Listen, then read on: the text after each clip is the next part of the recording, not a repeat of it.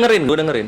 Oke. Jadi malaikat Gabriel itu ketika dia datang menemui Maria, malaikat Gabriel itu berkata-kata kepada Maria.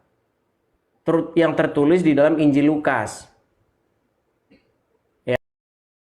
Ya, pasal yang pertama dikatakan di situ Maria berkata, sesungguhnya malaikat Gabriel berkata, sesungguhnya engkau akan mengandung. Tuh, kenapa kamu kena peringatan?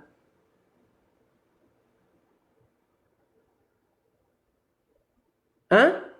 Calvin, kamu kena peringatan kenapa? Nggak tahu loh, gue ngerokok nggak, kata-kata kasar nggak. Lanjut aja dulu sampai turun. Gue akun ada banyak kok. Waduh, gimana ini seperti ini? Belum dia udah kena peringatan ini. Oke, lalu malaikat Gabriel itu kan berkata kepada Maria, sesungguhnya engkau akan mengandung dan akan melahirkan seorang anak laki-laki dan engkau akan menamai dia Yesus. Nah, itu ada di dalam Injil kami. Nah, lalu muncullah kitab kalian, kitab Al-Quran kalian abad ke-6 dari Arab Saudi. Nah, dikatakan di situ bahwa ada ruhana yang menjelma menjadi manusia. Nggak ada di situ dikatakan Jibril. Nah, seperti saya bilang tadi, karena orang Islam ingin meniru-niru Bible, dibilanglah bahwa yang datang itu Jibril. Padahal nggak ada di situ Jibril. Nah, mereka datang, rohana itu menjelma menjadi manusia yang sempurna di hadapan Maryam, lalu dia berkata. Nah, kata-katanya bukan seperti Injil tadi, tapi jadi lucu kata-katanya. Nah, ini tuh nanti akan saya buktikan kepada kamu, Calvin. Dan nanti akan ada banyak sekali, bukan hanya itu saja gitu. Bagaimana ada Nathan yang datang menemui Daud, ya, itu dijiplak oleh Quran, jadi cerita yang lain, ya. Bagaimana kisah Gideon, ya, yang menguji para tentaranya untuk meminum air, kemudian juga dijiplak oleh Quran, dan banyak sekali. Nanti kita ambil satu-satu saja, satu-satu yang kebetulan sudah ada di galeri saya, dan nanti itu akan saya utarakan kepada kamu semuanya. Nah, saya akan pajang saja di sini nanti supaya kamu mengerti. Saya sudah buat bagannya. Bentar ya, saya sudah buat bagannya, sabar. Di sini ada bagannya. Nanti kita tinggal membandingkan saja ya. Misalnya seperti ini nih. Tapi terlalu kecil ya suara gambarnya ya. Terlalu kecil. Nah, ini sudah saya bandingkan ini. Nah, ini Al-Qur'an, ini Bible. Nah, ini saya bikin ini. Yang saya bold inilah yang dijiplak oleh ini. Nah, tapi kata-katanya menjadi kacau. Tapi terlalu kecil atau gimana? Kecil sekali ya? Oh iya, kecil sekali teman-teman. Tapi nggak apa-apa lah, nanti saya bacakan. Nanti kamu akan mengerti ketika nanti sudah saya jelaskan. Nah, itu dulu ya. Nanti dari saya itu dulu, kamu tanggapi dulu sebelum kita masuk lebih dalam. Nah, teman-teman jangan lupa di tap-tap layarnya teman-teman biar kita tidak rungkat teman-teman ya. Nah, itu saja untuk pembukanya, silakan. Ini kasih.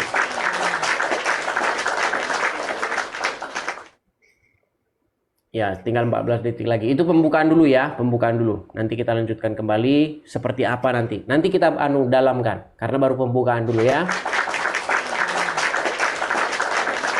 Ya, silakan. Waktu dan tempat kepada Calvin, silakan.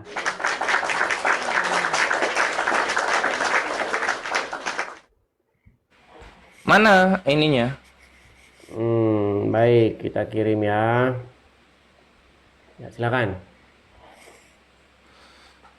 Oke, mantap Edis. Pertama, terima kasih masih berani dan belum trauma untuk bertemu Kores. Karena yang udah-udah kayak CP, Alda, mereka nggak kembali lagi untuk berdialog, nggak tahu kenapa gitu kan. Tapi Edis ini yang kedua kalinya. Kita beri tepuk tangan dulu kawan-kawan muslim kepada Edis yang masih bertemu dengan yang di Pertuan Agung Kores Kris gitu. Dengan topik sekarang ini adalah mana yang menjiplak gitu, Al-Quran kepada Bible atau Bible kepada Al-Quran gitu. Edis mengatakan Al-Quran menjiplak Bible. Contoh yang dia bawakan itu surah Maryam dan juga Lukas gitu.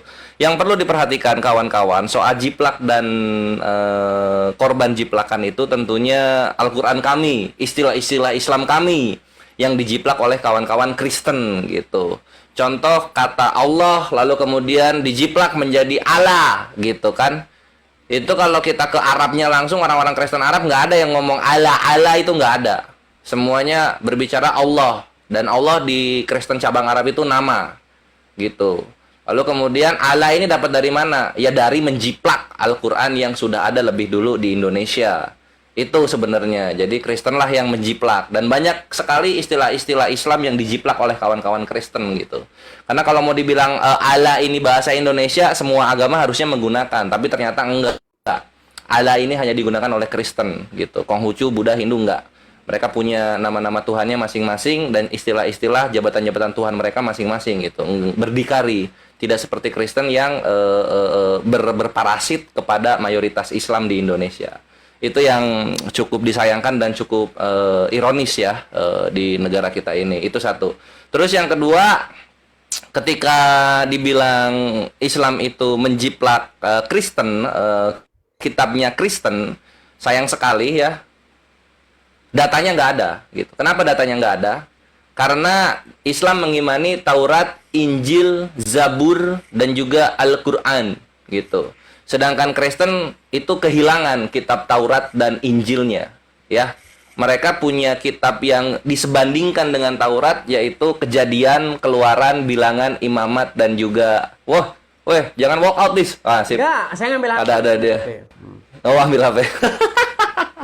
Ya gitu ya. Kristen harus membuktikan dulu mereka punya Tauratnya gitu ya, sebagaimana yang Tuhan katakan gitu, orang Israel ada Tauratnya gitu. Kalau nggak punya kitab Tauratnya jangan ngomong dis dan kawan-kawan Kristen yang di bawah ya.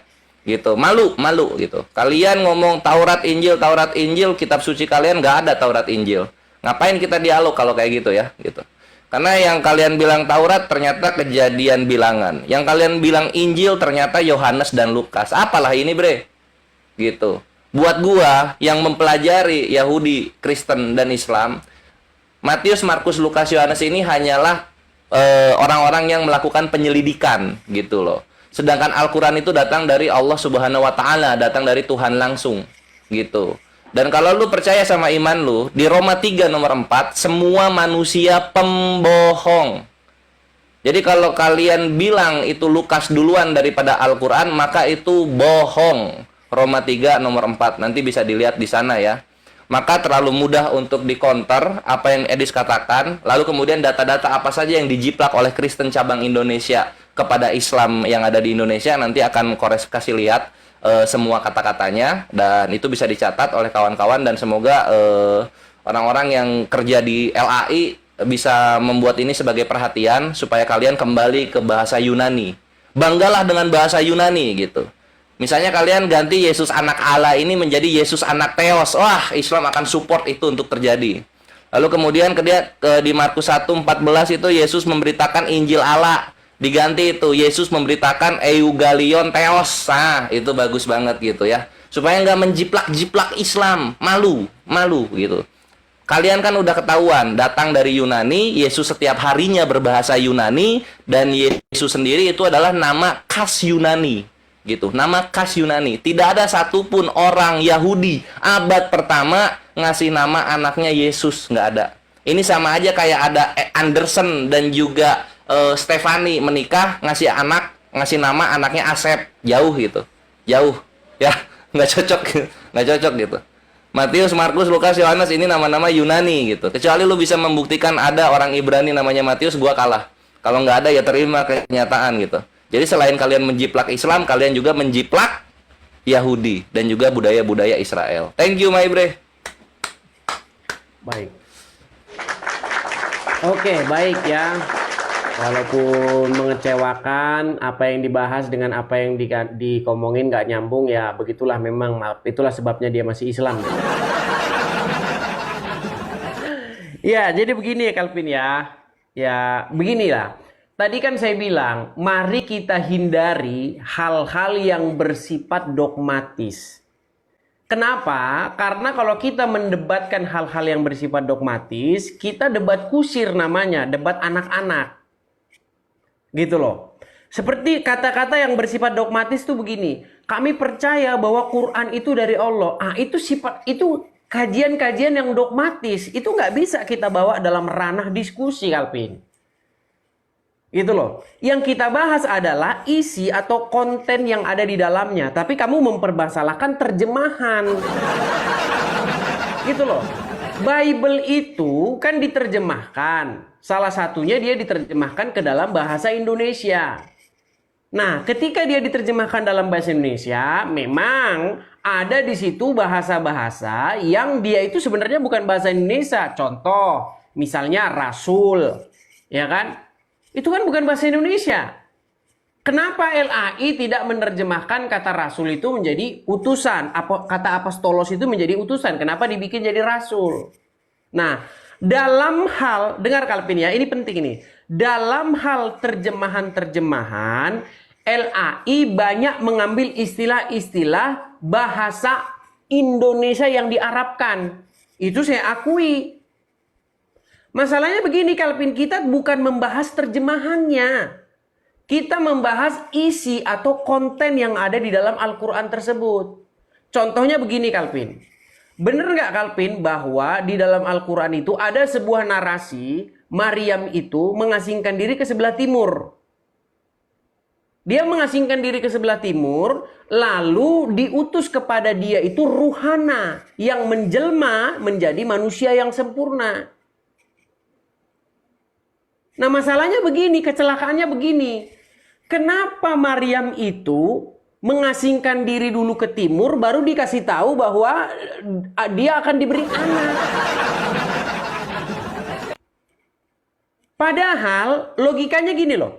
Dia mengasingkan diri ke sebelah timur karena kan dia mengandung tanpa ada suaminya.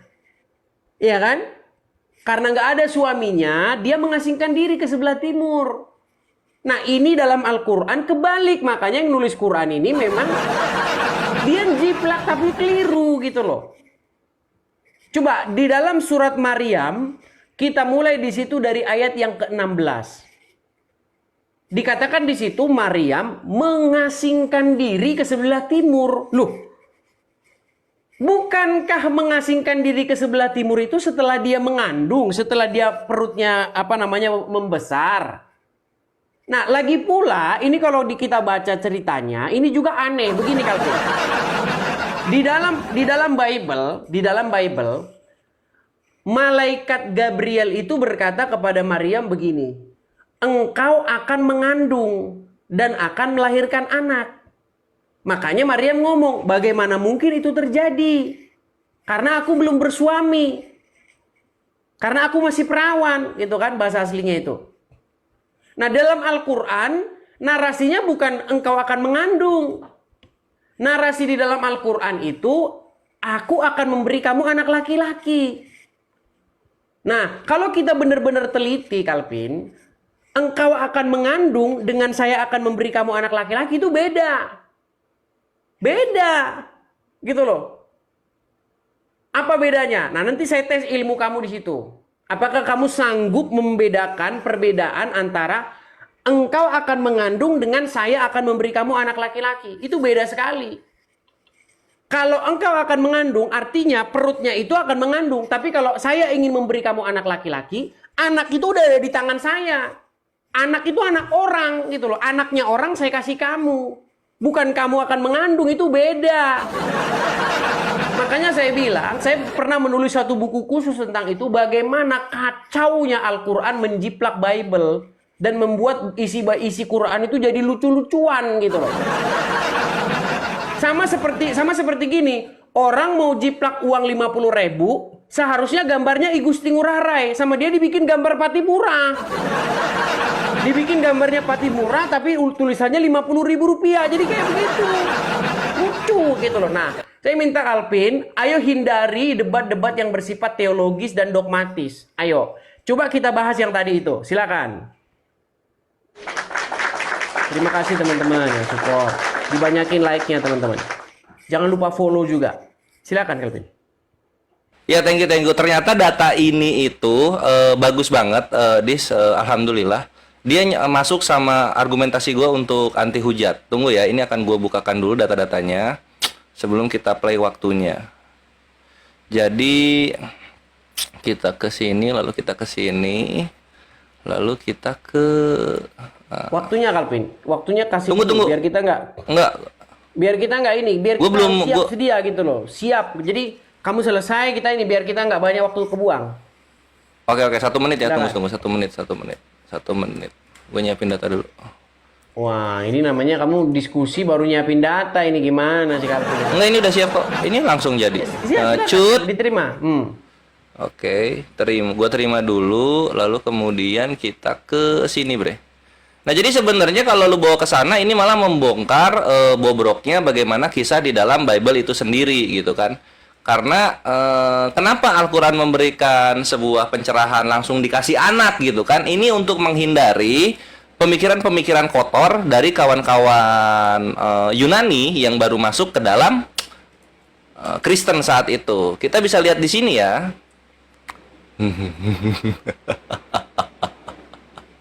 Tunggu bre. Ah ya ini. Nah, kita bisa lihat di sini di Lukas 1 ya. Kita bisa lihat di Lukas 1, 4 menit setengah ini cukup ini. Ketika Allah bilang langsung anak laki-laki, itu membuat kemahasucian Allah itu tidak tergerus kepada pemikiran manusia yang berantakan gitu. Untuk apa? Ini untuk membongkar bobroknya di Lukas 1:35. Jawab malaikat itu kepadanya, Roh Kudus akan turun atasmu dan kuasa Allah yang Maha Tinggi akan menaungi engkau. Perhatikan ini di dalam bahasa Inggrisnya. Nah, di sini. Holy Spirit will come upon you and the power of the highest will overshadow you. Kan gitu ya. Perhatikan ini. Will overshadow you. Nah, kita lihat di penjelasan Blue Letter Bible.org dari David Guzik. Guzik David di sini. Lo bisa lihat apa maksud dari overshadow itu. Nah, nanti dijelaskan di sini.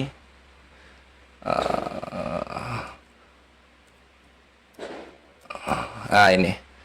Nah, jadi overshadow di situ itu untuk menghindari ekspresi ide tentang persetubuhan antara Roh Kudus dan Maria. Dar, selamat datang di kebenaran. Jadi digunakanlah kata overshadow itu gitu. Untuk apa? Untuk mengganti kata mating. Apa itu mating? Nah, ini kita kan mau akademis ya. Mating itu begini, Dis. Nah, kalau kita buka mating ya, mating. Keluar. Mating, ini mating. Ini. Jadi, apakah ini Roh Kudus dan Maria mau dibentuk seperti ini gitu? Atau begini mating mana? Ini nih, amang. Ini mating nih, mating. Tuh. Jadi Al-Quran itu langsung memberikan anak supaya terhindar dari pikiran-pikiran kotor manusia yang menerjemahkan Lukasnya itu gitu loh. Karena overshadow di sana itu untuk persetubuhan antara Roh Kudus dan Maria, dan ini diperkuat lagi di sini. Di David J. Jordan, beliau adalah seorang kepala distrik dan juga pengajar dari kekristenan di Amerika sana, gue lupa namanya. Overshadowing of Virgin Mary. Lu lihat di sini apa itu overshadow? Kita Ctrl F dulu, overshadowing. Nah, di sini ya. Kalau Anda tidak tahu apa itu maksudnya overshadow, ini adalah kata-kata yang indah untuk mengatakan seorang laki-laki ada di atas wanita. Dar, selamat datang di kebenaran, Edis. Jadi yang bobrok itu Lukas 1:35 mengenai Roh Kudus yang menyetubuhi Marianya ini. Itu yang bobrok, Dis. Dan gua di sini membahas secara data dan akademis gitu.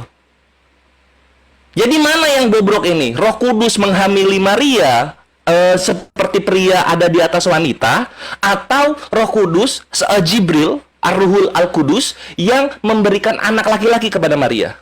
Anjir, jahat anjir, data Kores jahat gitu. Lu nggak bisa menghindar dari situ, Dis, karena gue bawa data langsung dari Kristennya sendiri. Gue bawa data dari Kristennya sendiri yang mengakui bahwasanya overshadow, menaungi, itu adalah kata lain dari menyetubuhi atau pria di atas wanita. Ini Roh Kudus, ini Maria. Bobrok. Itu bobrok, bre. Astagfirullah. Gimana lu mau bantah data dari kawan Kristen lu sendiri?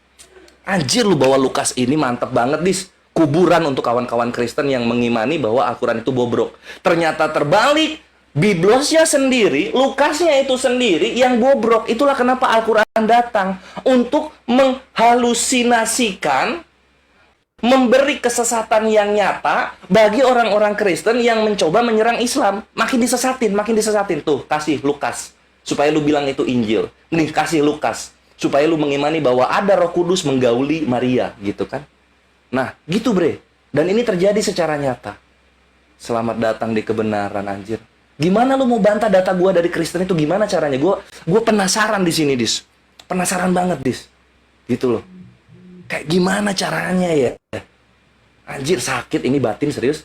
Kalau gua merana ini serius. Thank you. Lanjut.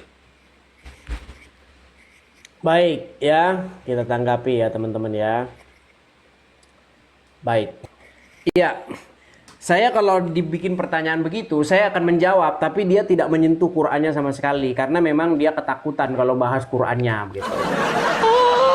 Jadi sebenarnya kan ada kata-kata di mana bahwa Maria itu bertanya-tanya begitu. Kan malaikat Gabriel itu